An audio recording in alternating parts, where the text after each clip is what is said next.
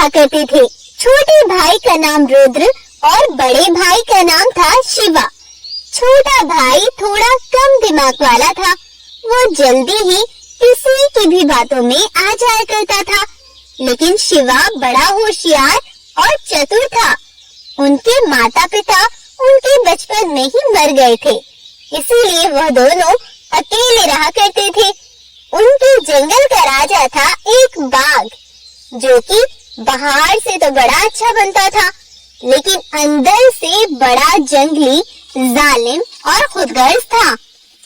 एक बार उसे जंगल में रहने वाली एक शेरनी अपने नन्हे से बच्चे को जन्म देती है, तो उसको देखने के लिए रुद्र और शिवा दोनों जाते हैं। उसको देखकर शिवा कहता है, अरे वाह शेरनी, तुम्हारा बेटा तो बड़ा ही सुंदर है।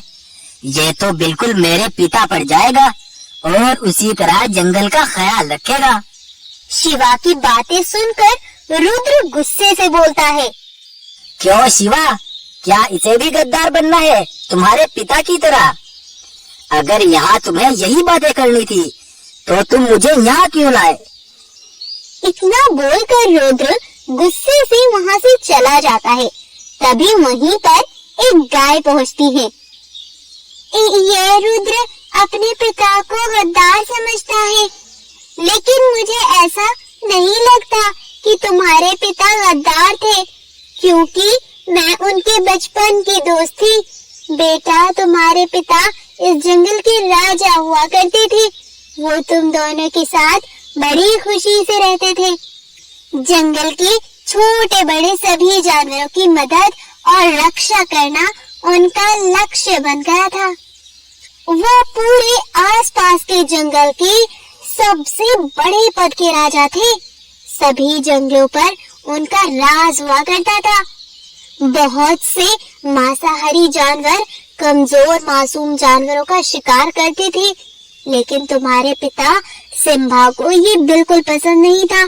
तो उन्होंने सभी जंगल के राजाओं को बुलाया और उनसे बोले, सुनो सभी जंगल के राजाओं, मैंने एक फैसला किया है और मेरा फैसला सबको मानना पड़ेगा।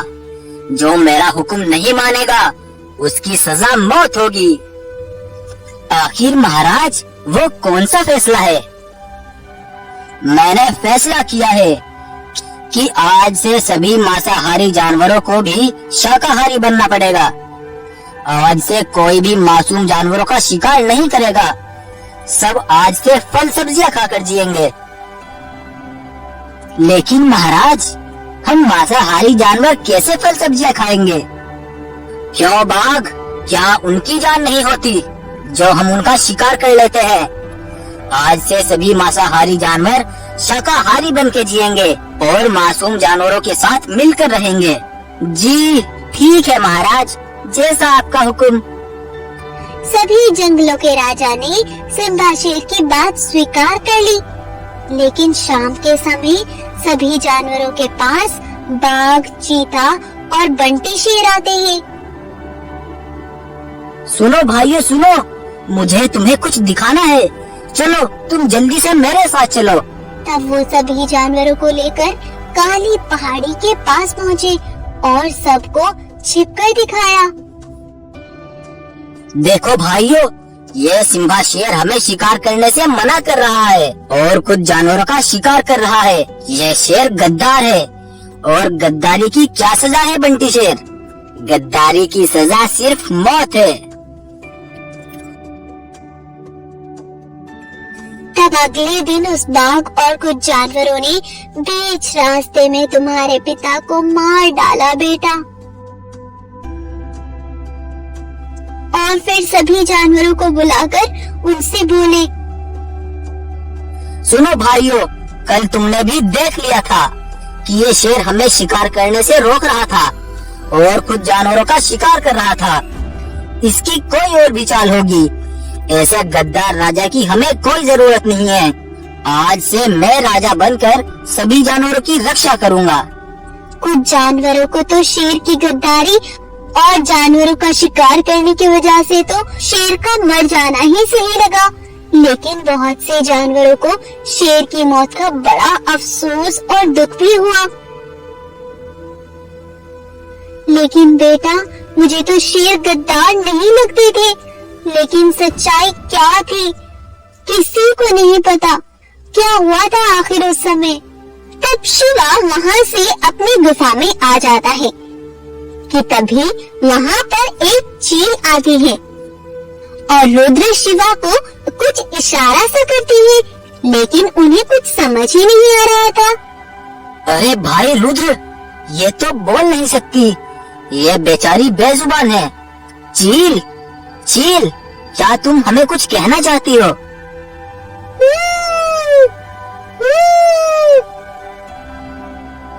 चील के इशारे देख वो उसके पीछे पीछे चलने लगते हैं। तब वो चील उन्हें खुफिया जगह पर ले जाती है। वहाँ पर उन्हें एक गुफा दिखाई देती है। अरे, इस गुफा पर पत्थर क्यों लगा हुआ है? चलो इसे हटाकर देखते हैं। तब वो दोनों मिलकर उस पत्थर को हटा देते हैं। तो उसके अंदर उन्हें एक बूढ़ा गोरिल्ला खड़ा दिखाई देता है। अरे गोरिल्ला अंकल, आप कौन हो और इस गुफा में कैद क्यों हो? बेटा, तुम्हारे पिता और सभी जानवरों के साथ धोखा हुआ है। जब तुम्हारे पिता ने सभी जंगल के राजाओं को बुलाकर जानवरों का शिकार करने से मना किया था, तो बाघ, चीता और बंटी शेर इकट्ठे हुए और आपस में बात करने लगे। अरे, ये सिम्बा शेर ने कैसा फैसला किया? भला हम मांसाहारी जानवर शाकाहारी कैसे बन सकते हैं? हाँ बाघ, तुम सही कहते हो। यह शेर तो हमें भूखा मारना चाहता है। अगर हमने जानवरों का शिकार ना किया तो हम भूखे मर जाएंगे, और अगर हमने शिकार किया तो वो शेर हमें मरवा डालेगा। हाँ बंटी शेर, तुम सही कहते हो, लेकिन हम उससे पहले ही सिम्बा शेर को मार डालेंगे। लेकिन हम सिम्बा शेर को कैसे मारेंगे? अगर जानवरों को पता चल गया तो? तुम चिंता मत करो, हम जानवरों के हाथों ही सिम्बा को मरवाएंगे। लेकिन वो कैसे बाघ?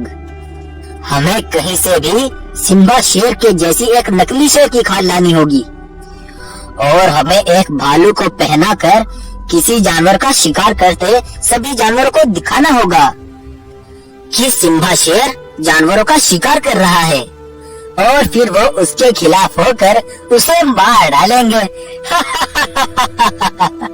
हाँ बाघ, आइडिया तो अच्छा है, लेकिन अगर वो उसे मारेंगे तो उसकी खाल में तो भालू होगा ना। नहीं चीता, हम उसे आज नहीं कल असली सिम्बा शेर को मारेंगे। भालू को तो बस हमें शेर की खाल में दिखाना होगा। बेटा, उनकी यह बातें एक पेड़ के पीछे खड़ा मैं सुन रहा था।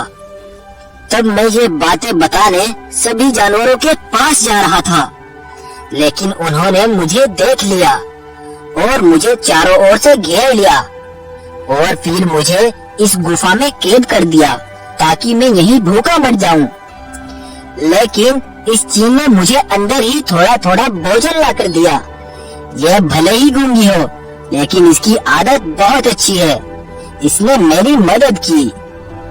मुझे मालूम था कि मेरे पिता ऐसा कभी नहीं कर सकते।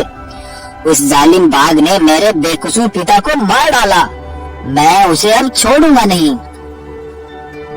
तब दोनों भाई गुस्से से उस बाघ के पास पहुंचते हैं और कहते हैं, जालिम लालची बाघ, तुमने सबसे गद्दारी की।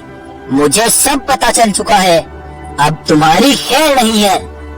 तब वो दोनों उस बाघ को जान से मार डालते हैं और वहीं पर उसका अंत कर देते हैं। और फिर गोरिल्ला सभी जानवरों को पूरी हकीकत बता देता है।